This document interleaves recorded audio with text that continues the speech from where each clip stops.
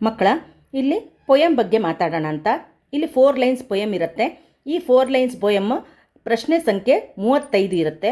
ಈ ಸಂಖ್ಯೆಯಲ್ಲಿ ಬಂದಾಗ ನೀವು ಕ್ವಶನ್ ನಂಬರ್ 35 ಅಂತ ಹಾಕಿ ಈ ಪೊಯಮ್ನ ಬರಿಬೇಕಾಗತ್ತೆ.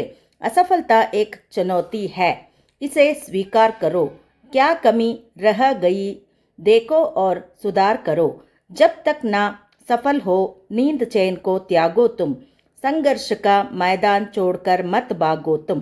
ಅಂದರೆ ಅಸಫಲತಾ ಏಕ್ ಚುನೌತಿ ಹೇ. ಅಸಫಲತಾ ಅಂದರೆ ಫೇಲ್ಯೂರ್ ಅನ್ನೋದು ಒಂದು ವಾರ್ನಿಂಗ್ ಅಂತ. ಅಂದರೆ ಎಲ್ಲರೂ ಸೋಲೋದು ಸಹಜ. ಅದನ್ನು ಏನಂತ ತಿಳ್ಕೊಬೇಕು, ಇಸೆ ಸ್ವೀಕಾರ ಕರೋ, ಅದನ್ನು ಎಕ್ಸೆಪ್ಟ್ ಮಾಡ್ಕೊಳ್ಳಿ. ಅಂದರೆ ನಾನು ಸೋತಿದ್ದೀನಿ ಅನ್ನೋದನ್ನು ಅರ್ಥ ಮಾಡ್ಕೊಳ್ಳಿ. ನೆಕ್ಸ್ಟ್ ಅದನ್ನೇ ತಲೆಲಿಟ್ಕೊಂಡು ಕೂತ್ಕೋಬೇಡಿ. ಕ್ಯಾ ಕಮಿ ರಹ ಗಯಿ ಹೇ, ಏನು ಮಿಸ್ಟೇಕ್ ಮಾಡಿದ್ದೀವಿ ಅದರ ಬಗ್ಗೆ ಗಮನ ಕೊಡಿ. ದೇಖೋ ಔರ್ ಸುಧಾರ್ ಕರೋ, ಅದ್ರ ಬಗ್ಗೆ ಗಮನ ಕೊಟ್ಟು ನೆಕ್ಸ್ಟ್ ಟೈಮ್ ಆ ತಪ್ಪನ್ನ ಮಾಡದಾಗೆ ನೋಡ್ಕೊಳ್ಳಿ. ಜಬ್ ತಕ್ ನಾ ಸಫಲ್ ಹೋ, ಎಲ್ಲಿವರೆಗೂ ನನಗೆ ಆ ತಪ್ಪಿನ ಅರಿವಾಗಿ ನೆಕ್ಸ್ಟ್ ಆ ರೀತಿ ತಪ್ಪು ಮಾಡ್ದಿರ ಸರಿ ಮಾಡ್ತೀನೋ ಅಲ್ಲಿವರೆಗೂ. ನೀಂದ್ ಚೈನ್ ಕೋ ತ್ಯಾಗೋ ತುಮ್, ನೀಂದ್ ಅಂದ್ರೇನು ನಿದ್ದೆ, ಚೈನ್ ಅಂದ್ರೇನು ನೆಮ್ಮದಿ. ಅಂದರೆ ಯಾವುದೇ ನಿದ್ದೆ ಇಲ್ದಿರಂಗೆ ಚೈನ್ ಅಂದರೆ ನೆಮ್ಮದಿಯಾಗಿ ಆರಾಮಾಗಿ ಇದ್ದರೆ ಆಗೋದಿಲ್ಲ. ನಿದ್ದೆನ ಬಿಟ್ಟು ಅದಕ್ಕೆ ನೀವು ಕೆಲವೊಂದನ್ನು ತ್ಯಾಗ ಮಾಡಬೇಕಾಗತ್ತೆ. ಅದ್ರ ಬಗ್ಗೆ ಯೋಚನೆ ಮಾಡಿ ಅದ್ರ ಬಗ್ಗೆ ಕಾನ್ಸಂಟ್ರೇಷನ್ ಮಾಡಿ ನೀವು ಮುಂದಕ್ಕೆ ಬರಿಬೇಕಾಗತ್ತೆ ಯಾವುದೇ ಫೀಲ್ಡಲ್ಲಾದರೂ. ಸಂಘರ್ಷಕ ಮೈದಾನ್ ಚೋಡ್ಕರ್, ಸಂಘರ್ಷ ಅಂದರೆ ಪ್ರಾಬ್ಲಮ್ಸ್ ಅನ್ನೋದು ಎಲ್ಲರಿಗೂ ಇದ್ದೇ ಇರುತ್ತೆ. ಆ ಪ್ರಾಬ್ಲಮ್ಸ್ನ ಬಿಟ್ಟು ಓಡೋಗಬೇಡಿ. ಪ್ರಾಬ್ಲಮ್ಸ್ಕ ಅಂದರೆ ಮೈದಾನ ಅಂದರೆ ಆ ಫೀಲ್ಡ್ನ ಬಿಟ್ಟು ಓಡೋಗಬೇಡಿ. ಮತ್ತು ಭಾಗೋ ತುಮ್ ಅಂತ ಹೇಳ್ತಾ ಇದ್ದಾರೆ. ಎಷ್ಟು ಚೆನ್ನಾಗಿದೆ ಅಲ್ವಾ ಮೀನಿಂಗ್ಫುಲ್ಲು. ಅದರಿಂದ ಈ 4 ಲೈನ್ನ ಪ್ರಾಕ್ಟೀಸ್ ಮಾಡಿ ಒಂದು 5 ಟೈಮ್ಸ್ ಬರೆದು ಪ್ರಾಕ್ಟೀಸ್ ಮಾಡಿದ್ರೆ ನಿಮಗೆ 4 ಮಾರ್ಕ್ಸ್ ನಿಮ್ಮ ಪಾಕೆಟಲ್ಲಿ ಬರುತ್ತೆ.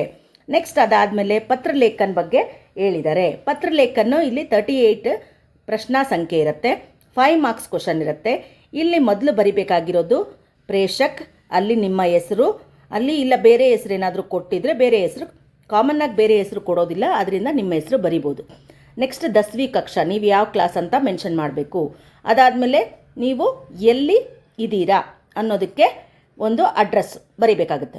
ಮತ್ತು ನೆಕ್ಸ್ಟ್ ಬರಿಬೇಕಾಗಿರೋದು ಸೇವಾಮೆ, ಇಲ್ಲಿ ಪ್ರಧಾನ ಅಧ್ಯಾಪಕಗ ಇಲ್ಲ ಅಧ್ಯಾಪಕಗ ಯಾರಿಗೆ ನೀವು ಬರಿತಾ ಇದ್ದೀರಾ, ಇಲ್ಲ ಕಕ್ಷಾ ಅಧ್ಯಾಪಕ ಅಂದರೆ ಕ್ಲಾಸ್ ಟೀಚರ್, ಪ್ರಧಾನ ಅಧ್ಯಾಪಕ ಅಂದರೆ HMM, ಈ ರೀತಿ ಯಾರಿಗೆ ಬರಿತೀರಾ ಅಂತ ಮೆನ್ಷನ್ ಮಾಡಬೇಕು. ಅದಾದಮೇಲೆ ಕೆಳಗಡೆ ಸ್ಕೂಲ್ ಅಡ್ರೆಸ್ಸು ಸ್ಕೂಲ್ ನೇಮ್ ಬರೆದ್ರೆ ಓಕೆ.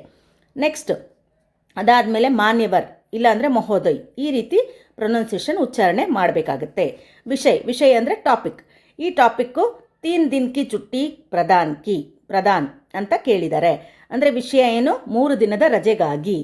ನೆಕ್ಸ್ಟ್ ಲೈನಲ್ಲಿ ಏನು ಬಾಕ್ಸಲ್ಲಿ ಏನಿದೆ, ಆಪ್ಸೆ ನಿವೇದನ್ ಹೇ ಕಿ ಮೇರಾ ತಬಿಯತ್ ಠೀಕ್ ನಹಿ ಹೇ, ನಿಮ್ಮಲ್ಲಿ ವಿನಂತಿಸಿಕೊಳ್ಳುವುದೇನೆಂದರೆ ನನ್ನ ಆರೋಗ್ಯ ಸರಿ ಇಲ್ಲ.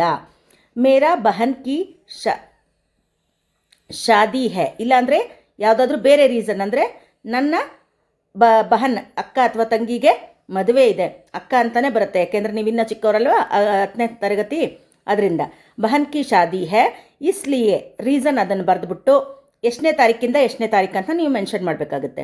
ಓಕೆ, ಅಲ್ಲಿ ಡೇಟ್ ಕೊಟ್ಟಿದ್ರೆ ಡೇಟ್ ಮೆನ್ಷನ್ ಮಾಡಿ, ಇಲ್ಲ ಅಂದರೆ ನೀವು ಯಾವತ್ತು ಬರಿತಾ ಇರ್ತೀರೋ ಅವತ್ತಿನ ಡೇಟಿಂದ 3 ದಿನದ ಮಟ್ಟಿಗೆ ಮಧ್ಯದಲ್ಲಿ ಸೇ ಅಂತ ಮೆನ್ಷನ್ ಮಾಡಿ, ಅದಾದಮೇಲೆ ತಕ್ ಚುಟ್ಟಿ ದೀಜಿಯೇ, ಅಲ್ಲಿವರೆಗೂ ನೀವು ರಜೆಯನ್ನು ಕೊಡಿ ಅಂತ ರಿಕ್ವೆಸ್ಟ್ ಮಾಡಿಕೊಡೋದು. ಈ ರೀತಿ ಬರೆದು ನೆಕ್ಸ್ಟು ಧನ್ಯವಾದ ಅಂತ ಮೆನ್ಷನ್ ಮಾಡಬೇಕಾಗತ್ತೆ. ಆಪ್ಕ ಪ್ರಿಯ ಛಾತ್ರ ಅಂದರೆ ನಿಮ್ಮ ಪ್ರಿಯ ವಿದ್ಯಾರ್ಥಿ, ಛಾತ್ರ ಅಂದರೆ ಅದರಲ್ಲಿ ನಿಮ್ಮ ಹೆಸರು ಎಷ್ಟನೇ ಕ್ಲಾಸು. ಅದಲ್ಲದೆ ಇಲ್ಲಿ ದಿನಾಂಕವನ್ನು ಮೆನ್ಷನ್ ಮಾಡಿದ್ದಾರೆ. ಈ ದಿನಾಂಕವನ್ನು ನೀವು ಬರಿಬೇಕಾಗತ್ತೆ. ಈಗ step by step, first one ಪ್ರೇಷಕ್, ಅದಾದಮೇಲೆ ನೆಕ್ಸ್ಟ್ ಒನ್ ಸೇವಾಮೆ, ಇದಾದಮೇಲೆ ಮಾನ್ಯವರ್ ಅಥವಾ ಮಹೋದಯ್, ಅದಾದಮೇಲೆ ವಿಷಯ ಟಾಪಿಕ್, ಅದಾದಮೇಲೆ ಏನು ನೀವು ಮ್ಯಾಟ್ರ್ ಬರಿತಿದ್ದೀರಾ ಆ ಮ್ಯಾಟ್ರ್ ಬಗ್ಗೆ ಬರಿಬೇಕು. ಲಾಸ್ಟ್ ಒನ್ ಧನ್ಯವಾದ, ಇಲ್ಲಿ ಆಪ್ಕ ಪ್ರಿಯ ಛಾತ್ರ. ಈ ರೀತಿ ಸ್ಟೆಪ್ ಬೈ ಸ್ಟೆಪ್ ಆಗಿ ನೀವು ಬರ್ಕೊಂಡು ಹೋದರೆ, ಕರೆಕ್ಟ್ ಈ ಸ್ಟೆಪ್ನ ಫಾಲೋ ಮಾಡಿದ್ರೆ ನಿಮಗೆ ಮಾರ್ಕ್ಸು ಖಂಡಿತ 5 ಮಾರ್ಕ್ಸ್ ಬರುತ್ತೆ.